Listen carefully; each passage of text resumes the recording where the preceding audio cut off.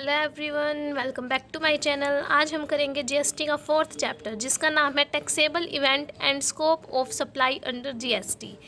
GST law के अंदर tax लगाने के लिए हमें ये समझना बहुत ज़रूरी है कि कॉन्सेप्ट ऑफ टैक्सेबल इवेंट क्या होता है और स्कोप ऑफ सप्लाई क्या होता है। तो सबसे पहले हम आज देख रहे हैं टैक्सेबल इवेंट क्या होता है। ये एक ऐसी घटना होती है जिसके घटित होने पर हमारी टैक्स लाइबिलिटी अराइज हो जाती है, यानी कि कोई ऐसा इवेंट जैसे कि सप्लाई है, सप्लाई के होने पर हमारी टैक्स लाइबिलिटी अराइज हो जाती है। लेकिन जो पुराना इनडायरेक्ट सिस्टम था ना, उसमें बहुत सारी घटनाएं घटित होने पर हमें टैक्स पे करना पड़ता था। उसमें मल्टीपल इवेंट्स थे, लेकिन जीएसटी के अंदर सिंगल इवेंट है। जैसे पुराने इनडायरेक्ट सिस्टम के अंदर जब किसी प्रोड्यूसर ने गुड्स को बनाया तो उसे एक्साइज ड्यूटी पे करनी पड़ती थी। फिर जब उसने उसके ऊपर कोई सर्विसेज प्रोवाइड की, लाइक उस गुड्स को बेचने के लिए कोई सर्विस दी अपनी, तब उसे सर्विस टैक्स पे करना पड़ता था। कहीं से उसने गुड्स मंगवाए या बाहर भेजे तो कस्टम ड्यूटी। फिर अगर उसने गुड्स बेचे इंटर स्टेट के अंदर, यानी स्टेट से अपने राज्य से बाहर, तो सेंट्रल सेल्स टैक्स। और अगर उसने गुड्स बेचे अपने ही राज्य के अंदर तो वैट पे करना पड़ता था, स्टेट वैट लॉज के अकॉर्डिंग। वैट मतलब वैल्यू एडिड टैक्स। देन लेकिन जीएसटी के अंदर टैक्सेबल इवेंट जो है वो एक ही है, सप्लाई। यानी कि जब भी किसी गुड्स या सर्विसेज की सप्लाई हो रही है तब जीएसटी पे करना पड़ेगा हमें, अदरवाइज कोई और जैसे पिछले सिस्टम में डिफरेंट वो थे, जीएसटी के अंदर ऐसा कुछ नहीं है। अब हम देखने जा रहे हैं कि सप्लाई क्या होता है। सप्लाई यानी कि जब भी हमने किसी चीज़ को किसी दूसरे पर्सन को, किसी सामने वाले को हैंड ओवर कर दिया, यानी अपनी चीज़ किसी दूसरे को दे दी, वो सप्लाई होती है जनरल मीनिंग में अगर हम देखें तो। लेकिन जीएसटी लॉ के अंदर अगर हम देखें तो सीजीएसटी एक्ट के अंदर सप्लाई की कोई स्पेशल डेफिनेशन तो दी नहीं हुई, लेकिन सीजीएसटी एक्ट के सेक्शन 7 के अंदर सप्लाई को डिफाइन किया हुआ है। स्कोप ऑफ सप्लाई को सेक्शन 7 के अंदर डिफाइन किया हुआ है, उसको हम आगे डिटेल में करते हैं।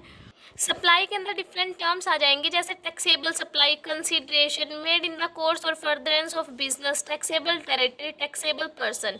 यानी कि सप्लाई के अंदर वो सारी चीज़ें आ जाएंगी। जैसे टैक्सेबल सप्लाई, कोई भी गुड्स या सर्विसेज जब हमने किसी दूसरे पर्सन को दिए तो वो टैक्सेबल सप्लाई के अंदर आएंगे। मतलब टैक्सेबल के मतलब यहाँ पे ये हो गया कि कोई भी गुड्स या सर्विसेज जिसके ऊपर टैक्स लग सकता है, यानी कि यहाँ से हमने पेट्रोलियम प्रोडक्ट को बाहर कर देना है। पेट्रोलियम प्रोडक्ट को छोड़ के, मतलब कुछ ऐसे प्रोडक्ट्स जिस पे जीएसटी नहीं लगता उसके छोड़ के बाकी किसी भी गुड्स या सर्विसेज की अगर सप्लाई हुई है तो उसके ऊपर टैक्स पे करना पड़ेगा। उसके बाद सेकंड पॉइंट रहेगा कंसीडरेशन, यानी कि कोई भी ऐसी गुड्स या सर्विसेज जो हमने किसी दूसरे पर्सन को दिया और उसके बदले में कुछ लिया है, पैसे लिए हैं या कोई दूसरी चीज़ ली है, तो वो भी सप्लाई के अंदर आएगा। थर्ड रहेगा कि अगर हम कोई बिजनेस कर रहे हैं, वहाँ पे हमने कोई चीज़ किसी दूसरे पर्सन को दी है तो वो चीज़ भी सप्लाई के अंदर आएगी। टैक्सेबल टेरिटरी, यानी कि किसी ऐसे क्षेत्र के अंदर हमने कोई चीज़ सप्लाई की है जहाँ पे टैक्स लगता है, जीएसटी अप्लाई होता है। और टैक्सेबल पर्सन, यानी कि किसी ऐसे पर्सन को हमने अपनी गुड्स या सर्विसेज सप्लाई की है जो स्लैब रेट के अंदर आता है, तो वो भी सप्लाई के टैक्सेबल सप्लाई के अंदर आएगा। ये 5 पॉइंट है जो टैक्सेबल सप्लाई के अंदर आएंगे। उसके बाद नेक्स्ट हम देखते हैं कि स्कोप ऑफ सप्लाई, यानी सप्लाई के अंदर क्या क्या चीज़ें आती हैं। तो सप्लाई के अंदर आएगा नॉर्मल और टैक्सेबल सप्लाई, यानी कि कोई भी ऐसी सप्लाई जो जिसके ऊपर टैक्स लगेगा। जैसे कि सिर्फ पेट्रोलियम प्रोडक्ट ऐसा है जिसके ऊपर जीएसटी नहीं लगता, क्रूड ऑयल, डीजल और जो स्पिरिट वगैरह के मोटर के अंदर ऑयल वगैरह डलते हैं उसके ऊपर टैक्स नहीं लगता, तो उन चीज़ों को तो बाहर कर दो। बाकी जो टैक्सेबल है जीएसटी के अकॉर्डिंग वो चीज़ें आ जाएंगी सप्लाई। डीम्ड सप्लाई, यानी मानी गई सप्लाई 7(1)(a) के अंदर आएंगे। ये जो है हम आगे डिटेल में करेंगे। शेड्यूल 2 के अंदर एक्टिविटीज़ जो है डीम्ड सप्लाई की वो मेंशन की गई हैं। थर्ड पॉइंट रहेगा नॉन टैक्सेबल सप्लाई, यानी जिसके ऊपर टैक्स नहीं लगता। सेक्शन 7(2) वो शेड्यूल 3 के अंदर एक्सप्लेन की हुई है। देन फोर्थ पॉइंट रहेगा डिक्लेयर्ड सप्लाई ऑफ गुड्स और सर्विसेज, यानी जिनको सरकार ने नोटिफाई कर रखा है सेक्शन 7(3) के अंदर।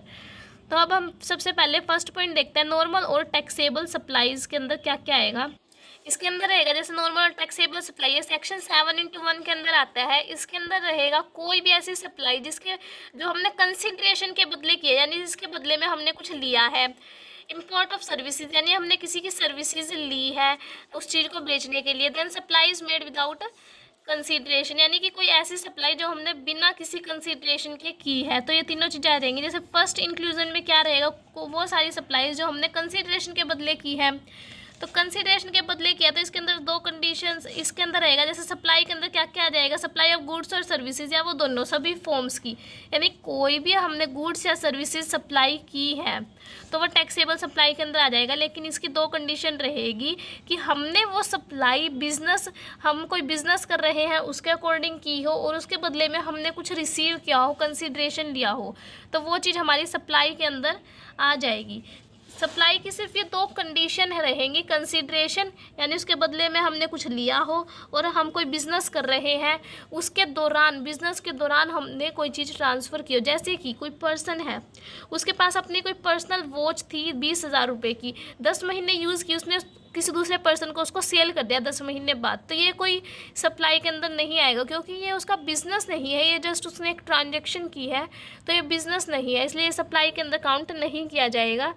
देन हम डिफरेंट सप्लाईज़ के जो फॉर्म है उसको देख लेते हैं। सप्लाई के अंदर आ जाएगा sale, transfer, barter, exchange, licence, rental, lease, disposal, ये सारे पॉइंट्स सप्लाई के अंदर आ जाएंगे। जैसे एक एक करके देखते हैं। सेल, लाइक हमने कोई चीज़ अपनी सेल कर दी, बेच दी, इट मीन्स हमने उसका जो है अधिकार किसी दूसरे पर्सन को दे दिया, अब वो चीज़ हमारी नहीं है, जिसको हमने बेच दी उसकी हो जाएगी, तो ये चीज़ सप्लाई के अंदर आएगी। ट्रांसफ़र, कोई चीज़ ट्रांसफ़र कर देना, जैसे कि किसी भी ऑर्गेनाइजेशन की एक ब्रांच है, उसने अपनी ही दूसरी ब्रांच को अपने गुड्स या सर्विसेज ट्रांसफ़र कर दिए, तो वो चीज़ ट्रांसफ़र के अंदर आ जाएगी, यानी सप्लाई कर दी। यहाँ से यहाँ गुड्स गए हैं लेकिन बिना किसी कंसिडरेशन के गए हैं, लेकिन ट्रांसफ़र तो हुआ है ना चीज़ों का, इसलिए ये भी सप्लाई के अंदर आएगा।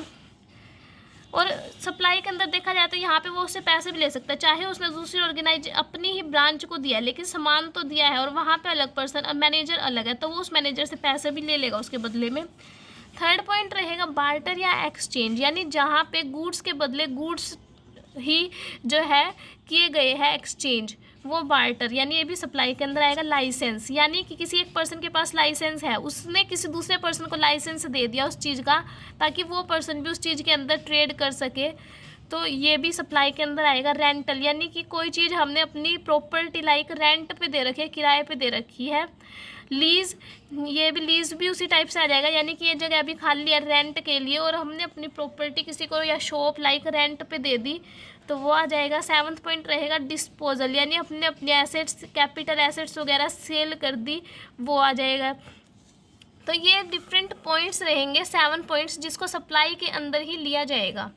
इसके बाद second, inclusion in supply, section 7(1)(b) के अंदर जाता है इंपोर्ट ऑफ सर्विसेज, यानी अगर हमने किसी से सर्विसेज ली है, दूसरे देश से अपने देश में इंपोर्ट किया है, सर्विसेज का आयात किया है, तो इसके अंदर भी वही दो कंडीशंस रहेगी सेम, कि उसके बदले में हमने कुछ ना कुछ दिया हो, कंसिडरेशन, और दूसरा रहेगा कि फर्दरेंस ऑफ बिजनेस, यानी बिजनेस करते टाइम, बिजनेस के दौरान कोई सर्विसेज हमने ली हो। और थर्ड इंक्लूजन रहेगा कि सप्लाईज मेड विदाउट कंसिडरेशन, यानी बिना कंसिडरेशन के हमने कोई चीज़ किसी दूसरे पर्सन को दे दी, ये आएगा सेक्शन 7(1)(c) के अकॉर्डिंग।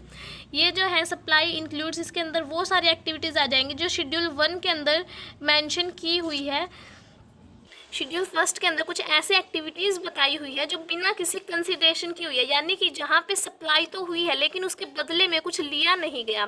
जैसे कि इसमें फर्स्ट पॉइंट रहेगा परमानेंट ट्रांसफ़र और डिस्पोजल ऑफ बिजनेस एसेट्स, यानी कि किसी एक सप्लायर ने अपनी बिजनेस की एसेट्स परमानेंट ट्रांसफ़र कर दी लेकिन उसके बदले में कुछ लिया नहीं, तो ये थर्ड इंक्लूजन के अंदर आएगा, यानी इसके बदले में उसने कुछ नहीं लिया।